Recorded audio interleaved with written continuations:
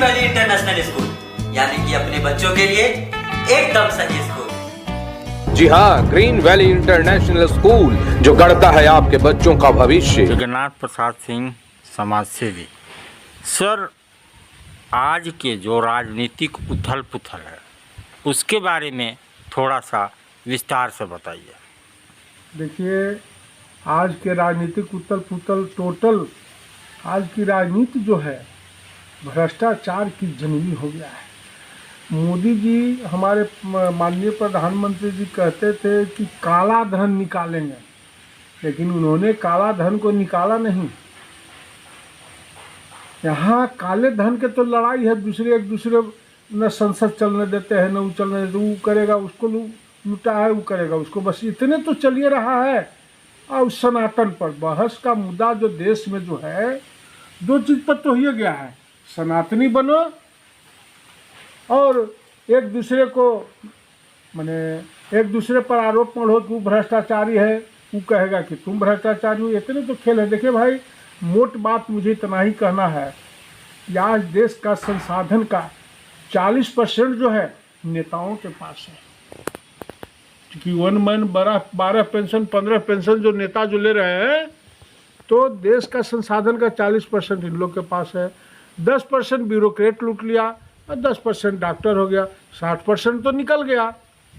अब बच गया 40%। 40% में देश में पूरा काम हो रहा है, चाहे इंफ्रास्ट्रक्चर हो या G20 सम्मेलन हो, सब 40% में ही काम हो रहा है। 40% में भी बीजेपी कांग्रेस में इतना ही अंतर है कि कांग्रेस को 15% उसमें भी लूट लेगा 40% में, बीजेपी में 5% लुटा रहा है। दोनों में फर्क सिर्फ इतना ही है, बीजेपी कांग्रेस न। दोनों, कांग्रेस भी मुसलमान करके 70 साल राज किया और हमारे माननीय मोदी जी भी उतना ही भर कर रहे हैं, सनातन की रक्षा कर रहे हैं। ये नहीं है कि पब्लिक के डिब्बा गोल कर दिए, महंगाई कहाँ है, बेरोजगारी कहाँ ले गए मोदी जी, इस पर कुछ नहीं मोदी जी बोले हुए। सनातन पर कल मैं वक्तव्य देख रहा था, सनातन, अरे भैया सनातन ही सिखाओ ना कि सनातन तुम्हारे पास दया नहीं है, सहानुभूति नहीं है, ये सहिष्णुता नहीं है, आदर की भाव नहीं हो, तो क्या तुम सनातन सिखा रहे हो भाई? नेता में रह गया है, सहानुभूति दया नेता में रह गया है, तो फिर क्या राजनीति कर रहे हो माननीय मोदी जी? अरे कम से कम ये सिखाओ, सनातन का भाव यही है। पूजा पाठ तो है ही है, जब दया नहीं रहेगा, सहानुभूति एक दूसरे के प्रति नहीं रहेगा, तो आप क्या सनातन की पाठ पढ़ाओगे भाई? सनातन तो मतलब उसी से है। तो यहाँ तो नेता आपके नाम पर, मोदी के नाम पर लूट को न चल गया, तो आप सनातनी बनाओगे, खाली पुजारी बना के हो जाएगा? देखो भाई, आज हमारा देश जो नेता जो है, न इसको प्रजा पर ध्यान है न प्रजातंत्र पर ध्यान है, इसको सिर्फ और सिर्फ सत्ता पर ध्यान है नेता लोग की। और ये सत्ता पर ध्यान है तो इसको धृतराष्ट्र बना दिया है। आज के महाभारत का वो संजय नहीं है, यहाँ पर दुशासन, दुर्योधन, शकुनी पूरा क्षेत्र में भरे पड़े हैं। और इन लोग समझाते हैं वहाँ धृतराष्ट्र को कि जनता गूंगी, अंधी, बहरी और लालची है। तो मोदी जी बीजेपी में क्या हो रहा है? जैसे कांग्रेस खरीद रहा है वोट, आप भी खरीद रहे हो दारू मुर्गा पिला के। ये देश को कहाँ आप लोग ले जा रहे हो? अब कहते हो कि विश्व गुरु बना देंगे, दारू गांजा बांटो और विश्व गुरु बना दोगे देश को। ये फालतू। अब तृतीय बोलते हैं कि हम तृतीय अर्थव्यवस्था पावर बना देंगे। ये सब जनता की आंख में धूल झोंकना। माननीय मैं प्रधानमंत्री जी को कहता हूँ कि बंद करो। पहले अगर देश के लिए कुछ करना है तो पहला 1 मन 1 पेंशन लागू करिए माननीय मोदी जी। अब बाही G20 में ठीक है, अच्छा हुआ आपका। जैसे माननीय श्रीमती इंदिरा गांधी जी का वैदेशिक नीति बहुत ठीक था, लेकिन इंटरनल आंतरिक पॉलिसी गोल था। तो आप वैदेशिक में बाह करके देशों में मोदी करवा रहे, तो इससे तो भाई जनता के तो डिब्बा गोल कर दे रहे हो ना।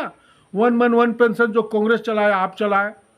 आप जिसे टिकट में कांग्रेस पैसा लेता था आप ले रहे हो, तो अंतर क्या है? आप देश में क्या विधि व्यवस्था अंतर की है? मैं बीजेपी वाले नेताओं से पूछना चाहता हूँ जो मोदी करता है, मैं उनसे पूछना चाहता हूँ कि आप क्या व्यवस्था बदल दियो?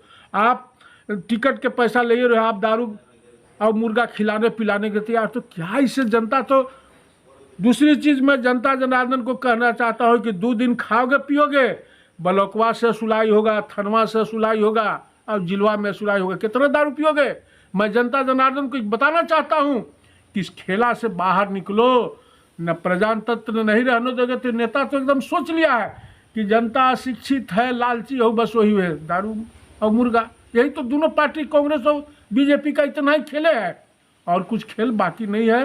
ये बात अलग है कि मोदी जो 40% संसाधन है उनके रिजिम में 5% लुटा रहा है और कांग्रेस में सीधे 15% लुटाता है। बस अंतर दोनों में सिर्फ मैं इतना ही मानता हूँ। तो क्या अब 2024 में आप मोदी की ही सरकार देख रहे हैं या गठबंधन इंडिया की सरकार आएगी? अब देखो भाई, हमको तो अगर वोट देना होगा तो मैं नोटा में दबाऊंगा, क्योंकि मेरे लिए दोनों में से मैं किसी को लाइक नहीं करता हूं। मैं तो एक ही लाइन कहा कि 10% मोदी जी कम लूट रहे हैं, जो 40% संसाधन है, और कांग्रेस 10% और लूट लेगा। तो भाई मैं तो दोनों से एकदम हैरान परेशान हूँ कि इन लोग देश के लिए कर क्या रहा है। ये खाली G20 के मीटिंग करा लेने से, उन लोग को चांदी और सोना के बर्तन में खिलाने से वाहवाही अगर लूटना चाहते हो मोदी जी, तो मुझे उससे कोई आपत्ति नहीं है। ये बात अलग है कि अच्छा कार्यक्रम हुआ, वैदेशिक नीति आपका बिल्कुल एकदम ठीक है, उसमें कहीं कोई दो मत नहीं है। लेकिन कुछ देश की जनता पर भी रहम करो माननीय मोदी जी, कभी मोदी मोदी होगा, ऐसे नहीं होगा। आप ही वोट पॉलिटिक्स करना बंद करो, जब धरातल पर जनता के लिए महंगाई हो, बेरोजगारी हो, और जो 1 man 1 पेंशन जो आप लागू किए हो, इसको बंद करो, कुछ जनता के बीच में दो। आज मान लिया पंजाब में क्या है, ठीक है आम आदमी भी भ्रष्टाचार के में दायरे में आ गई, लेकिन उन्होंने 1 man 1 पेंशन तो लागू किया ना 2 जगह। तो कम से कम ये लागू करके कुछ जनता के दे दीजिए। मैं बीजेपी वाले नेताओं को कहना चाहता हूँ, और सुना हूँ, मान लिया जाए आज के 2 दिन 4 दिन पहले बतिया रहा था कि इतना दारू पिला के, तो मैं क्षेत्र की जनता से आह्वान करना चाहता हूँ कि खाओ पियो नोच के वोट दो सोच के। न जनता जनार्दन 2 दिन खाओगे पियोगे और तुमको 5 साल ब्लॉक में देना होगा, पैसा घूस देना होगा, तभी काम होगा। थाना में दोगे तब तुम्हारा केस मिलेगा, और जिला में जाओगे तो वहाँ भी पैसा लगेगा। ये क्या आप लोग बना दियो भाई? ये प्रजातंत्र को रहने दियो का? प्रजातंत्र तो रहने नहीं दियो। तो मैं तो देखो भाई, आज जनता की जो जन आकांक्षाओं नेता जाति और पार्टी में बांट दे रहे हैं, और नहीं तो नेता धर्म के नाम पर भी चले हैं, जिसमें पुजारी, मौलाना और ये क्या है, ये पादरी, इन लोग जो है अपना काम सांप्रदायिकता का घोल पिला के जहर पिला रहे हैं जनता को। इतना ही देश में चल रहा है बहस का मुद्दा। और नेता चूंकि प्रभावहीन हो गए भाई, 10 साल तुम काम नहीं करोगे, प्रभावहीन हो गए हैं, अय्याश हो गए हैं। तो इन लोग को जनता को बस सीधा फार्मूला देख लिया है कांग्रेस और बीजेपी कि जाति पार्टी में बांट, और फिर ओकरों से न हो तो धर्म में बांटो। यही तो देश के मुद्दा है, सनातन के पर खाली बहस हो रहा है, और कुछ रह गया है का? G20 जो हुआ उससे बाहर के बड़े बड़े देशों के लोग आए हैं, क्या उससे इन्वेस्टर की संभावना बढ़ेगी, देश में रोजगार बढ़ेगा? सऊदी अरब का प्रिंस तो मान लिया जाए उसके बाद भी रहे, और इन्वेस्टर हो रहा है, मान रहा हूँ। लेकिन आप जनता को, आप तो विदेशे में खाली आप वाहवाही लूट रहे हो मोदी जी। देश की जनता क्या हाल में है उसका डिबे गोल कर दिए हो। उससे तो पहले ही नेता से पैसा ले लीजिएगा, और नेतवा कहाँ से भरेगा? नेतवा वह जो जनता वाला लूट लेगा, तो आप क्या मोदी मोदी करेगा? मोदी मोदी क्या करेगा ये अलग बात है। बीजेपी वाले नेताओं को कहना चाहता हूँ कि आज कांग्रेस में कोई अच्छा नेता नहीं है, न सब मोदी मोदी भुला जाता। चूँकि लोगों को विकल्प मिल रहा है, तो इन्हों वही हाल है। इधर भी कोई अगर अच्छा नेता आ जाए ना मोदी के विपक्ष में, तो सब मोदी मोदी निकल जाएगा। क्या राहुल गांधी और राहुल गांधी बहुत इमेच्योर मैं उनको मानता हूँ। प्रियंका वाड्रा को दे तब तो, उनके हाथ में दे तब तो, लेकिन उनके हाथ में तो देने नहीं जा रही है।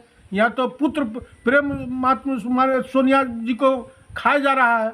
अगर सोनिया प्रियंका गांधी को देता और वक्तव्य, जैसे राहुल गांधी अभी तो विदेश में भारत की बुराई कर रहे हैं, तो भाई ये अच्छी पॉलिसी नहीं है। यही कारण है कि कांग्रेस कभी भी सत्ता में नहीं होगी जब तक राहुल गांधी, अगर राहुल गांधी आज हटा दिया जाए तो मोदी जी का सब मोदी मोदी भुला जाएगा।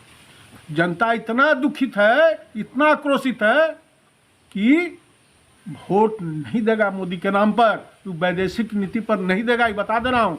लेकिन सवाल है कि जनता देख रही है कि इन्हों तो वही लुटेरे है, सब चोरे हैं तू सब।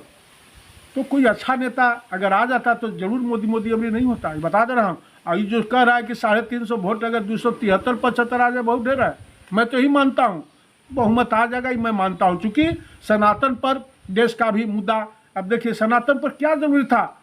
इंडिया गठबंधन के जो बोल रहा है, सनातन के मतलब नहीं समझता है कि सनातन है क्या। जय श्री राम सिखाएगा बीजेपी वाला, लेकिन जय श्री राम के उद्देश्य और शिक्षा नहीं बताएगा कि महलों से निकलकर और दीन दुखियों को सेवा करो। ये राम जी का उद्देश्य था, खाली जय श्री राम सिखावेगा कि मैंने हम हिंदू के सपोर्टर ही हूँ। और दूसरा चीज़ सनातन में बांट रहा है। सनातन मतलब मैं बता ही दिया कि सनातन का मतलब क्या होता है। अगर स्टालिन जो साउथ के मुख्यमंत्री का बेटा है वो बोलता है कि ये डेंगू के मच्छर हैं, तो क्या आपको अच्छा लगता है? बिल्कुल नहीं अच्छा लगता है भाई। चूंकि आज देखो भाई, आज हमारा देश का सनातन ही था जो देश इतना लुटाया, इसके बाद भी इंग्लैंड से आगे निकल गया। और हम आज़ाद हुए 47 में, हम पाकिस्तान, लेकिन आज पाकिस्तान में सहनशीलता ये सनातनी नहीं है, जो कि कहाँ से कहाँ खाने के लाले पड़े हुए हैं। और मेरा देश सनातनी है, रहेगा, इसमें कहीं को चूँकि दया सहानुभूति और हम लोग को ये सहिष्णुता आदर की भाव, यही तो हमें सिखाता है सनातन।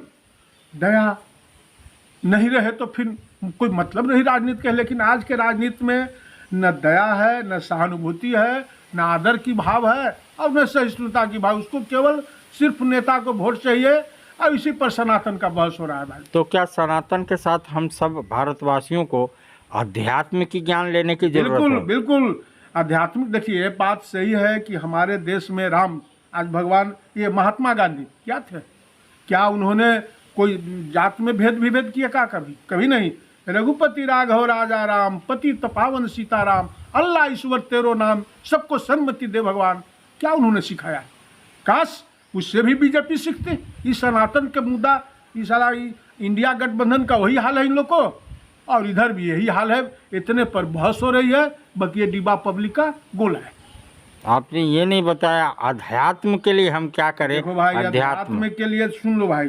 पहले तो हमारे भगवान श्री कृष्ण गीता में स्पष्ट कुरुक्षेत्र के महत्व को उन अंतर विरोधी संघर्ष में निहित बताया, जो कि प्रत्येक मानव को उसमें सामना करना पड़ता है। अंतर्द्वंद, जो आपके अंदर अच्छाई प्रवृत्ति भी है, बुराई प्रवृत्ति भी है, लेकिन अच्छाई प्रवृत्ति की तभी जीत होगी जब आप भगवान के निकट, अल्लाह के निकट जाओ और अपना भक्ति से और आसक्ति से मुक्त हो जाओ, तो आपके अंदर ये अच्छी प्रवृत्ति हावी हो जाएगी। और जहाँ बुरी प्रवृत्ति की गए तो फिर भाई तो पशु हो गए, तब तो मनुष्य रहा नहीं। तो कम से कम भारत देश का ये सनातन परंपरा ही है कि आज लाख इन लोग लड़ावे हिंदू मुसलमान के, लेकिन देहात में आज भी हिंदू मुसलमान एकदम भाईचारा के साथ रहते हैं। टाउन में भले ही लोग ज़्यादा अथी चलता है, समझे कि नहीं, लेकिन आज भी आप देहात में जाओगे तो हिंदू मुसलमान भाईचारा के साथ रहते हैं, कोई भेद विभेद नहीं मानते हैं। G20 इतना बड़ा कार्यक्रम देश के गौरवान्वित करने का, लेकिन उसमें थोड़ी सी पानी क्या भर गई कि विरोधियों को मौका मिला और वो चिल्लाने लगे। क्या कहना चाहिए? विरोधियों को इस पर कुछ नहीं कहना चाहिए भाई। देखिए बहुत बड़ा देश के लिए पहला बार G20 हुआ और अच्छा हुआ कि हमारे जितने जो वर्ल्ड लीडर थे सब हमारे माननीय मोदी जी के आगे बौने हुए और उनका कहा हुआ माना। कम से कम ये तो मोदी जी काम, ये तो मैं इसकी मैं सराहना करता हूँ, क्योंकि कूटनीति में मोदी जी आगे हैं, राजनीति में कूटनीति में आगे हैं। विदेश में भारत का मान सम्मान बढ़ा रहे हैं, लेकिन देश के पब्लिक के डिब्बा गोल कर रहे हैं। मुझे तकलीफ उनसे यही है। लोग कहते हैं हमें भरपेट अनाज मिल रहा है, घर मिल रहा अरे है, भाई, लैट्रिन मिल रहा है, सुनिए ना, शौचालय मिल रहा है। मोदी जी का अगर सबसे फेल्यूर योजना है तो दो योजना है, लैट्रिन शौचालय। शौचालय 90% गोल है। आप 12,000 में शौचालय बना लोगे का? उसमें मैंने 10% तो यूज हो रहा है शौचालय का। और ये क्या है, ये गैस सिलेंडर वाला, मान लिया गरीब की आप दे दोगे और 1,200 रुपया में गरीब कहाँ से भरवाएगा भाई? तो ये भी योजना फेल है। ये खाली वोट पॉलिटिक्स ही किए हैं कि हम इतना, मैंने कांग्रेस से हम बेहतर हैं। ये वोट पॉलिटिक्स कर रहे हैं मोदी जी। सिलेंडर का दाम 1,200 नहीं होना चाहिए था। आप पहले भी इसमें सब्सिडी था, इसको हार्डली मान लिया 500-700, लेकिन आप घटा दियो 200, फिर भी तो 900 है, फिर भी तो 900 है। चुनाव आएगा 200 और घटा देंगे तो हो जाएगा 700। तो हम जानते हैं कि करके फिर चढ़ा देंगे। यही तो देखिए, जनता के धृतराष्ट्र के मैं पहले उदाहरण दिया कि धृतराष्ट्र को यहाँ दुशासन शकुनी कहता है कि जनता हो लालची। यही समस्या है हमारे देश की कि जनता सोचेगी कि कर दो, दे दो, फिर वही चुनाव के बाद फिर सुन लेगा सब। तो आपका कहने का मतलब है कि जनता के कर्मों का फल है ये? बिल्कुल जनता के। देखिए, यहाँ पर जनता का आज जो जाति पार्टी धर्म जो रूप बन गया है पूरे देश में, नेता सब जान गया है। इसीलिए बस उतना ही काम करता है। पादरी को खोजेगा, मौलाना के खोजेगा, पुजारी के खोजेगा, और जो दुर्योधन जो जात जो करने वाले हैं उसको खोजेगा। तो भाई मैं यहाँ से कहता हूँ, जनता से आह्वान करना चाहता हूँ कि आप जागृत संगठित होकर, कि जात पात कोई मुद्दा नहीं है, हरि को भजे सो जात पात पूछे नहीं कोई, हरि के पूजे सो हरि के होई। भाई ये बहुत खराब मुद्दा है। मैं तो इसको कभी मानता ही नहीं हूँ जात पात, क्योंकि आत्मा के स्तर पर अगर हम लोग एक हैं तो फिर जात पात ही केवल जनता बनाया है, ये नेता बनाया है, ये नेता बनाया है जात पात वोट के लिए। अभी जो चीज़ें हैं तत्काल स्थिति में, एनडीए अच्छा है या इंडिया अच्छा है? मैं तो भाई कहा अपनी वोट मैं नोटा में दूंगा, न मेरे लिए। मैं परिपूर्ण पूरे तो मैं पहले ही कह दिया कि मोदी जी, देखिए भाई, बीजेपी 5% लुटाई हो रहा है जो 40% संसाधन में, और कांग्रेस को 15% चाहिए। अंतर सिर्फ 10% का अंतर है। मैं स्पष्ट तो बोल दिया। अब इसी से आप अर्थ लगा लो कि मैंने क्या दोनों में अंतर है, कि वो 15% खाएगा तब उसको पेट भरेगा। ये सब जितना जो है गठबंधन इंडिया का, और इसमें 5% लुटा रहा है, 35% देश के लिए काम हो रहा है। अंतर हुए 10% का है बस, और बेसी अंतर है ही नहीं।